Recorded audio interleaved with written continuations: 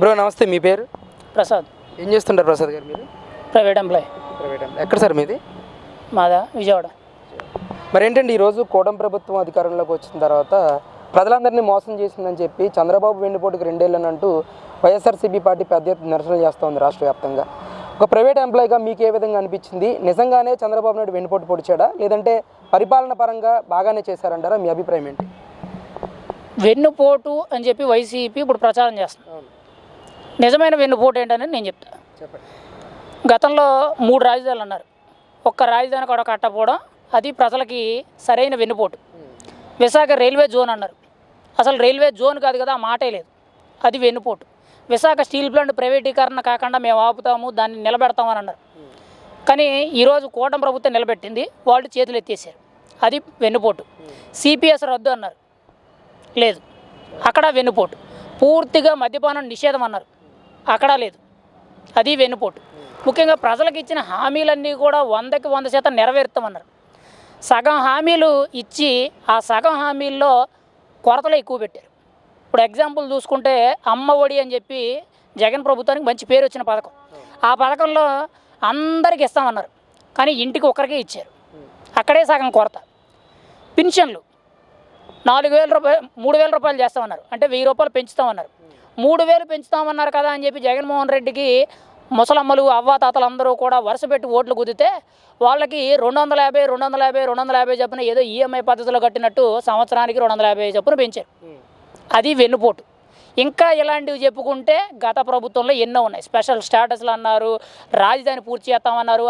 ముఖ్యంగా పోలవరం అయితే 20, 21, 22 చూసుకోండి అని చెప్పి చిటికలేసి మరీ కూడా ఇద్దరు ఇరిగేషన్ మంత్రులు మారి రకరకాల మాటలు మాట్లాడి చెప్పారు. అవి వెన్నుపోట్లు. అంటే కూటమి ప్రభుత్వంలో నాకు తెలిసి అయితే అంత వెన్నుపోటు అయితే లేదని నా అభిప్రాయం.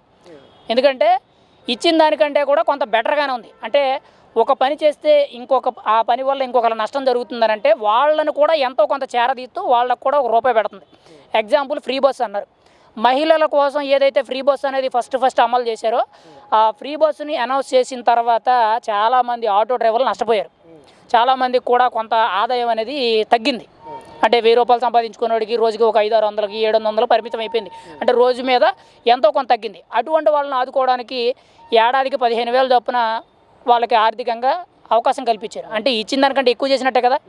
పెన్షన్లు చూడండి, అదే కూటమి ప్రభుత్వం ఏం చెప్పారు, 1,000 రూపాయలు పెంచుతామన్నారు. 4,000 వచ్చిన వెంటనే మొదటి సంతకం దాని మీద చేసి పెంచారా? ముందు 3 నెలలకు కూడా ఎక్స్ట్రాగా బోనస్ కింద ఇచ్చినట్టు వాళ్ళు అధికారంలో లేకపోయినా కానీ వైసీపీ అధికారంలో ఉన్నప్పుడు ఎలక్షన్ టైం కాబట్టి ఆ ముందు 3,000 కలిపేసి ఇచ్చారా? అంటే అది ఎక్స్ట్రా బెనిఫిటే కదా. అంటే ఇలా చెప్పుకుంటే కూటమి ప్రభుత్వం అనేది రూపాయి హామీ ఇస్తే రూపాయి పావలా చేసింది. మరి దాన్ని వెన్నుపోటు అని అంటారని చెప్పి వైసీపీ నాయకులు చెప్తున్నారని అంటే వాళ్ళకి అధికారం లేదు కాబట్టి వాళ్ళకి వెన్నుపోటు అయ్యి ఉండొచ్చు. ప్రజలకైతే మాత్రం మంచిగానే ఉంది. కడుపు పట్టినన్ని పథకాలు ఇస్తున్నారు, ప్రశాంతంగా ఉన్నారు, ప్రశాంతంగా బతుకుతున్నారు, ఎవడి పని ఆడు చేసుకున్నారు. ఒక గొడవ లేదు, ఒక లొల్లి లేదు, ఎవడి పని ఆడు చేసుకొని తిన్నామా, పడుకున్నామా, తెల్లారిందా, మళ్ళీ కష్టపడ్డామా, సంపాదించామా, మళ్ళీ రొటీన్గా ఎవరి పనులు చేసుకుంటూ ప్రశాంతంగా బతుకుతున్నారు. ఇది కూటమి ప్రభుత్వంలో జరిగే డైలీ రొటీన్ లైఫ్. అంటే ఇక్కడ మీరు స్టీల్ ప్లాంట్ గురించి కూడా మాట్లాడారు. జగన్మోహన్ రెడ్డి గారు గతంలో స్టీల్ ప్లాంట్ ప్రైవేటైజేషన్ కాకుండా ఆపుతానన్నాడు, కానీ ఎక్కడ ఆపలేకపోయాడని చెప్పేసి మీరు మాట్లాడుతున్నారు. నిన్న ప్రెస్ మీట్లో జగన్మోహన్ రెడ్డి గారు మాట్లాడుతూ నేను జీవో ఇష్యూ చేశాను, కేంద్రానికి లేఖలు రాశాను, ఈ ప్రైవేటైజేషన్ కాకుండా ఆపిందే నేను అని చెప్పి జగన్మోహన్ రెడ్డి చెప్తా ఉన్నాడు. మరి ఏం చెప్తారు దీని గురించి? మరి ఇప్పుడు జగన్మోహన్ రెడ్డి గారు జీవో ఇష్యూ చేశానని చెప్పారు. జగన్మోహన్ రెడ్డి గారు ఏం మాట్లాడినా సగం అబద్ధాలనే ప్రచారం అయితే ఉంది ఓపెన్గా. అది నేను అనేది కాదు, ఆల్రెడీ ఎవరు చూసినా అదే అంటారు మీడియాలో. ఇప్పుడు నువ్వు నేను మాట్లాడుకోవడం కాదు, స్వయంగా జగన్మోహన్ రెడ్డి గారి దగ్గర ఒక ప్రభుత్వ అధికారి, ఒక ఐఏఎస్ స్థాయి అధికారి, సిఎస్గా సంథింగ్ ఏదో పనిచేసిన సుబ్రహ్మణ్యం అనే సంథింగ్ ఏదో పేరు వినబడి ఎల్వి సుబ్రహ్మణ్యం గారు ఏదో వినిపించింది. ఆయనే ఒక మీడియా వేదికగా ఆయన ఒక ఇంటర్వ్యూలో మాట్లాడుతూ జగన్మోహన్ రెడ్డి గారి హయాంలో అంటే వైసీపీ ప్రభుత్వ హయాంలో స్టీల్ ప్లాంట్ని ఇక్కడ తీసేసి ఆ వెనకాలన్న భూమి ఆ భూమి కలుపుకుంటే సుమారు 30,000 ఎకరాలకు పైగా అవుతుంది, ఇక్కడ రాజధాని కడితే బాగుంటుందని చెప్పి జగన్మోహన్ రెడ్డి గారు తనతో మాట్లాడినప్పుడు ఆయన దాన్ని వ్యతిరేకిస్తున్నట్టు స్వయంగా ఆయన చెప్పారు. అంటే ఒక రిటైర్డ్ ఐఏఎస్ అధికారి స్వయంగా ఆయనే చెప్పారనంటే మరి ఆయన చెప్పింది అబద్ధమా, ఈయన చెప్పింది అబద్ధం అంటారా? ఇప్పుడు నువ్వు నేనంటే మనం రోడ్ల మీద తిరిగే వాళ్ళు చిన్న స్థాయి వ్యక్తులం కాబట్టి మనం అబద్ధం ఆడామని అనుకోవచ్చు.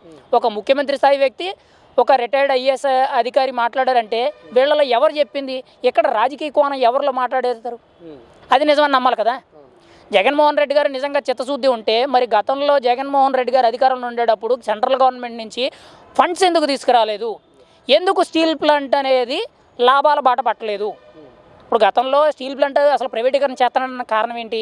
అప్పుల్లో ఉంది, దీన్ని తీసేసి ప్రైవేటీకరణ చేస్తే లాభాల్లోకి వస్తుంది అని చెప్పే ఉద్దేశంతోనే కదా ప్రైవేటీకరణ అన్నారు. కూటమి ప్రభుత్వం వచ్చిన తర్వాత ప్రైవేటైజేషన్ కాకుండా కానీ లేదంటే ఇప్పుడున్న స్టీల్ ప్లాంట్ని అప్పటికి ఇప్పటికి ఏమన్నా మార్చగలిగారంటారా దాని స్థితిగతుల్ని? మార్చగలిగారు అని అంటే రాత్రికి రాత్రి ఏదో జరిగిపోతాయని కాదు. ఆ స్టీల్ ప్లాంట్ని ఏదైతే తనకి కొంత భారంగా మారిన అప్పుల పరిస్థితి ఉందో దానికి బెనిఫిట్గా కేంద్రం నుంచి కొన్ని నిధులు రప్పించుకున్నారు. ఎందుకు? సెంట్రల్ గవర్నమెంట్ పైన మనకు సపోర్ట్ ఉంది. ఎన్డీఏ గవర్నమెంట్లో పవన్ కళ్యాణ్, మోడీ గారు, చంద్రబాబు గారు వీళ్ళ ముగ్గురు కూడా ఒకే తాటి మీద పనిచేస్తున్నారు కాబట్టి వీళ్ళకి సెంట్రల్ గవర్నమెంట్ సపోర్ట్ ఇచ్చి 12,000 కోట్లు 15,000 కోట్ల సంథింగ్ ఎంతో వచ్చిందని చెప్పి ఒక న్యూస్ విన్నాను నేను.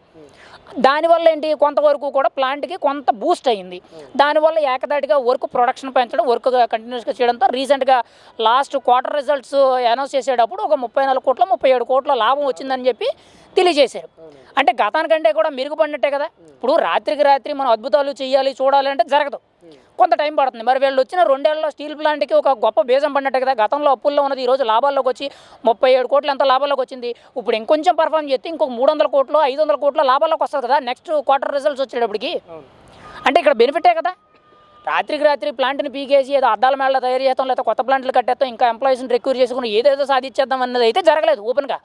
కానీ ప్లాంట్ అప్పుల్లో ఉంది కాబట్టి దానికి కొంత ఆర్థిక భరోసా కల్పించారు, కొంత బెనిఫిట్ అయ్యింది. అంతవరకు దాన్ని కొంతవరకు దాన్ని నిలపగలిగారు కదా. ఇప్పుడు పెట్టుబడులు వచ్చాయి అని అంటే దాన్ని ప్రైవేటీకరణ చేయకుండా ఆపినట్టే కదా. అది మనం పాయింట్ గుర్తుపెట్టుకోవాలి. గతంలో ఇదే ఇష్యూ ఎందుకు జరగలేదు అనేది మనం ఒకసారి రివైజ్ చేసుకోవాలి. అంతే తప్పితే ఇప్పుడు ఇలా జరిగింది, అప్పుడు అలా జరిగింది, అప్పుడు మేమే చేసామని చెప్పి ఇవన్నీ కూడా మీడియా ముందు మాట్లాడతాం. ఇప్పుడు నేను మాట్లాడతాను, 100 మాట్లాడతాను, కానీ నిజాలు అయిపోవు కదా. వాస్తవానికి ఏంటనేది తెలుసుకోవాలి. ఇప్పుడు రాజకీయ నాయకులు అన్నాక ఒక మాట తూలుతారు, ఒక మాట కొన్ని సందర్భాల్లో మాట్లాడిన మాటే పొరపాటున మళ్ళీ తెలియక మాట్లాడుండొచ్చు. కానీ వాస్తవంగా బ్యాక్ ఎండ్లో వర్క్ చేసింది ఎవరు, దానికి బెనిఫిట్స్ కుదిర్చింది ఎవరు అనేది మనం చూడాలి. మాట జారినంత మాత్రాన అవి ప్రతిదీ నిజమైపోదు కదా. ఇప్పుడున్న అధికార పక్ష నాయకులు కూడా కొన్ని సందర్భాల్లో ఏదో పొరపాటులో తప్పు మాట్లాడుండొచ్చు, మేబీ అది బై మిస్టేక్ అయ్యి ఉండొచ్చు. కానీ వాళ్ళు నిధులు తెప్పించారు కదా, అది మనం గుర్తించాలి.